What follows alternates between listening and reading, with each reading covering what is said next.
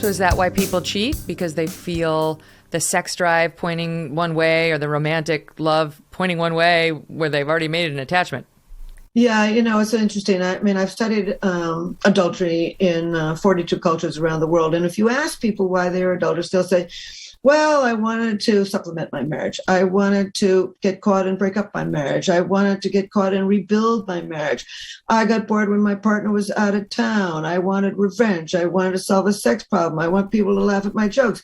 I feel entitled because I make much more money. I feel entitled because I'm higher status. I tend to work with people with my hands. And so I get into these things. If you ask people, there's a million, they'll all give you a different reason for why they are adulterous. But what's interesting to me is how many people are. Now, it's very difficult to know how many people are. The data goes back to the 1920s when about a third of men and about a quarter of women reported that they were adulterous.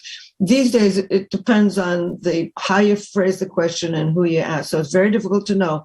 But what's remarkable is how many people end up being adulterous, even where in places where you could get your head chopped off for it. Wow. So in spite of all the psychological reasons for adultery, I began to think to myself, well, what would be the evolutionary? Why is this adaptive? I mean, you fall in love, you have a family, you get a good job, you get good neighbors, you got a stability. Why would you jeopardize all that? And so from a Darwinian perspective, now this isn't psychology, this is from what would be the payoffs that would have evolved so that the human brain is predisposed to cheat? And here's some of the going theories, mine and others I think agree with me. Let's go back a million years. If a man has a wife, great, 2 children, wonderful, and he slips over the hill now and then and has sex with another woman and has 2 extra children with her, he's doubled the amount of DNA he is sent into tomorrow. So he is 1. And of course, he's going to be passing along whatever it is in the brain. And we now know some of those things that predisposes you to adultery. But why would a woman be adulterous? A lot of my colleagues say, well, women aren't adulterous. Well, guess what? Who are all these men sleeping with? I mean, that doesn't make any sense. But the bottom line is, and actually the data today shows that people under 40 women are just as adulterous as men. So why would a woman a million years ago be adulterous? Can't have a new baby with every single one she's has sex with, but she could get extra support. She could get an insurance policy. Her husband is eaten by a lion and she's got somebody to step in and help her with the children that she's got. That's good. Or she travels to other villages, other hunting and gathering groups, and somebody gives her meat or beads or what helps to support her, makes her more healthy, more able to raise the children that she has. So for evolutionary reasons, over millions of years, there were payoffs by forming a partnership with one individual and being adulterous on the side. And I think what we've evolved is what I call a dual human reproductive strategy, a tremendous drive to fall in love, form a partnership, and raise our babies as a team, and also a predisposition for the roving eye. And of course, then we all decide whether we're going to do something about this. What's interesting to me is there was a study in the 1980s, but it astonished me. They asked the question of people who were adulterous, were you in a happy or very happy marriage? And 56% of men said yes, they were in a happy marriage when they were adulterous, and 34% of women said yes. So this points to the fact that for millions of years, no matter what your psychology is, for millions of years, there were some payoffs for adultery. And in fact, for men, it's probably more babies, and for women, it's more resources for the babies that they've got, leaving us with this tremendous drive for autonomy and also a tremendous drive to commit. And then each one of us faces this and it makes decisions.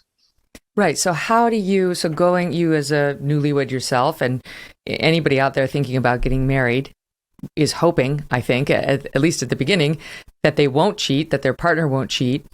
How do you try to tamp down those biological instincts, needs, histories?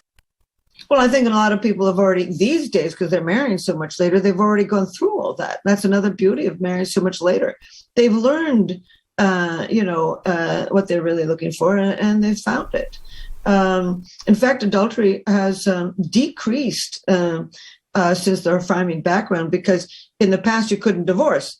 And so men particularly would have a wife at home and then have another woman in the village because they couldn't divorce. These days, a woman won't put up with that. And so, they will divorce instead. They have the resources to do that, and will go on and find somebody that they can trust.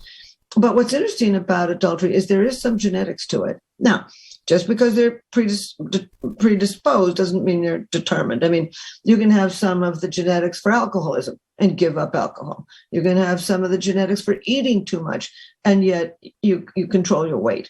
So the bottom line is... Wait, are you saying like a genetics as in, oh, his dad cheated, so he's going to cheat? The genetics, what they have found, there's a certain gene in the dopamine system, the DRD47 repeat allele for anybody who's listening on that level. And those people tend to be more restless and have more sexual encounters with other people. There's a gene in the vasopressin system. They've not only studied it in 552 men, but also in other animals, other creatures, the prairie vole. And as it turns out, if you've got none of that gene, you can have no copies, one copy or two copies. Those men who had no copies had the most stable partnerships. Those who had one copy had less stable, and those who had two copies had the least stable. Now, this doesn't mean that just because you inherited that, that you're necessarily going to cheat. There's all kinds of cultural things. I mean, an awful lot of people, they're married much later. They've had a million experiences with adultery, and they're done. You can overlook your predispositions. Okay, so let me ask a follow-up on that. So if a man who doesn't want children, right? Like, let's say a man who doesn't want children, would he have the same instinct to cheat as any other man, who, if it's like, I need to spread my seed, this biological thing, he doesn't really want to do that, but like, because he's already an anomaly, right? If he doesn't want children. Well, I would guess an awful lot of people who go on adulterous definitely do not want to have children. I mean, just because there's Darwinian underpinnings, I don't think the vast majority of people who, have sex with somebody after the Christmas party are intending to want to have children.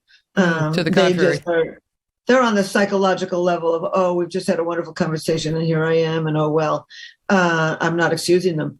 But the bottom line is, just because we have some predispositions doesn't mean that we are thinking about those predispositions. I mean, most people who are adults start thinking about the moment, that I'm angry at my partner, I'm lonely when he's out of town or she's out of town, I want revenge, or very psychological reasons that people say that they're adulterous.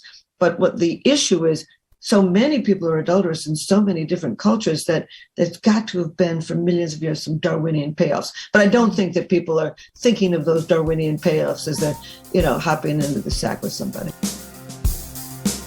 Hey, thanks so much for watching. If you like what you just saw, hit the subscribe button for more clips and full episodes.